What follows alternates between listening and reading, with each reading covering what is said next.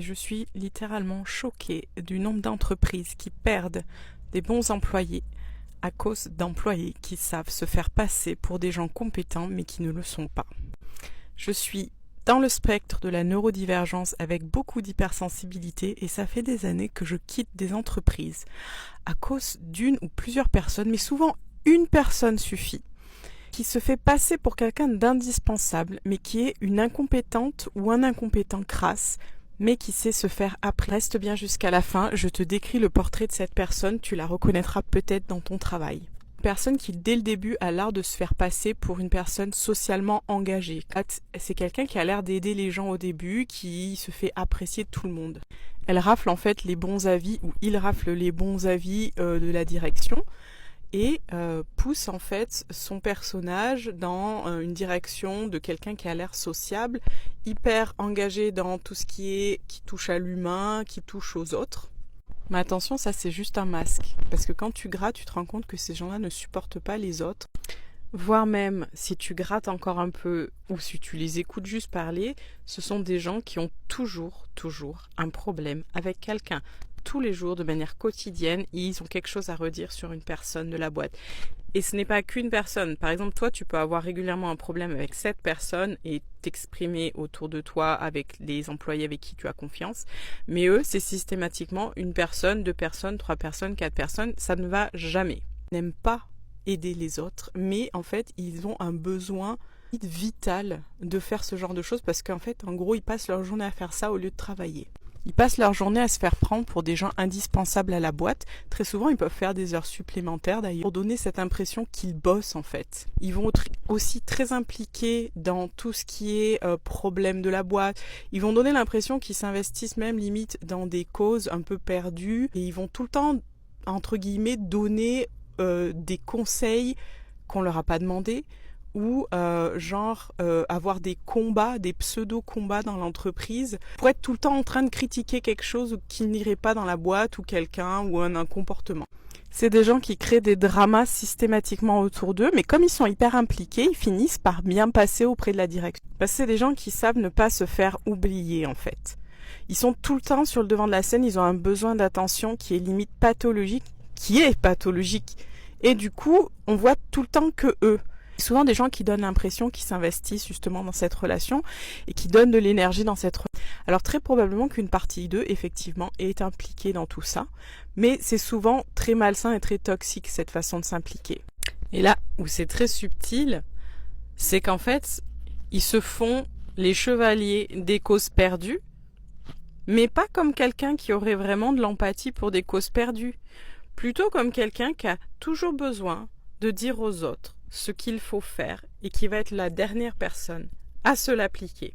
Et en général, quand il faut montrer que eux, ils ne jugent pas, ils ne font pas ci, ils ne font pas ça, ils imprimeraient des t-shirts en gros pour expliquer aux gens comment faut penser, comment faut faire les choses, comment ça doit se faire dans l'entreprise, comment les choses doivent être bien faites, comment ceci, cela.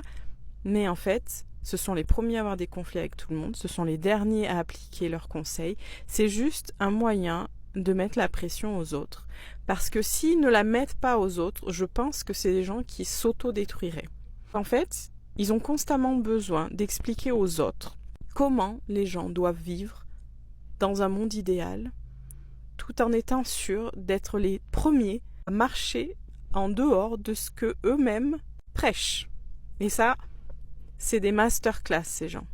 Parce qu'il y a des personnes qui sont vraiment impliquées dans des choses de manière vraiment réelle, avec le cœur, j'ai aucun souci. Mais ces personnes-là, et là je parle vraiment d'une distinction à faire avec ces personnes-là, des vraies personnes qui ne soient pas toxiques et qui sont juste des personnes qui partagent un avis, ces personnes-là ne font absolument rien de ce qu'elles disent.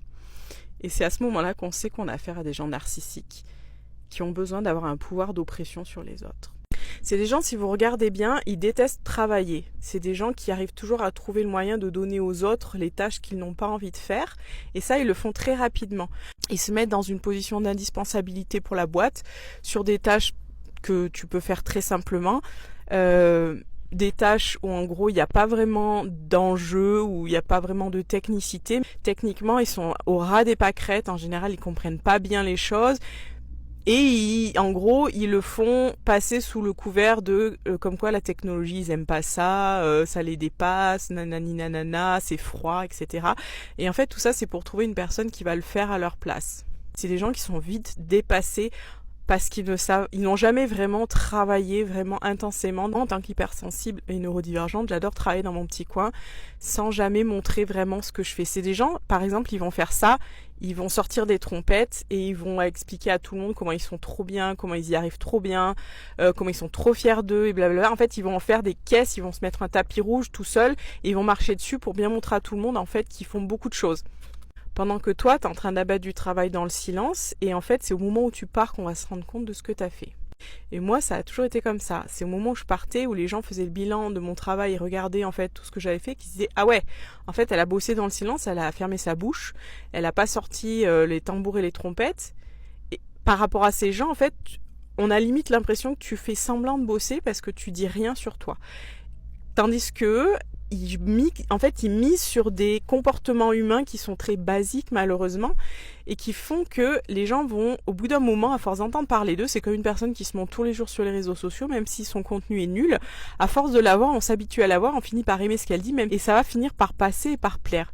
Tandis que les autres gens qui sont plutôt sensibles, qui ont tendance à voir les choses qui vont pas, ont tendance à chercher des vraies solutions, qui demandent du temps, du silence, avec aucun résultat au début, c'est des gens qui vont passer au départ pour des gens un peu ternes, pas intéressants, pas drôles, pas investis socialement. Et du coup, ces gens-là, on va plus facilement douter d'eux. Et c'est ce qui peut arriver quand tu es hypersensible et neurodivergent. Tu fais douter les gens autour de toi parce que ton comportement social, il n'est pas axé sur les mêmes choses que ces gens-là.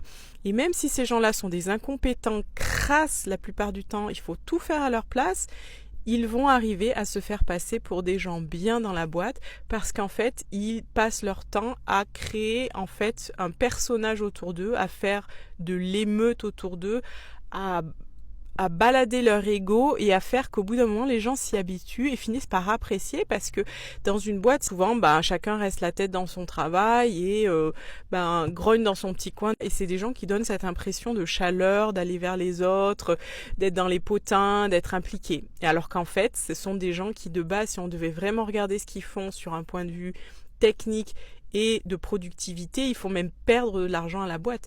Et le nombre de fois, moi, en tant qu'hypersensible, où je tombe sur ce genre de gens et je pars de la boîte parce qu'en fait, ils te font passer pour quelqu'un que tu n'es pas, parce qu'ils n'aiment pas ton attitude et parce que tu es un danger pour eux au bout d'un moment, ils ne veulent plus faire leur travail.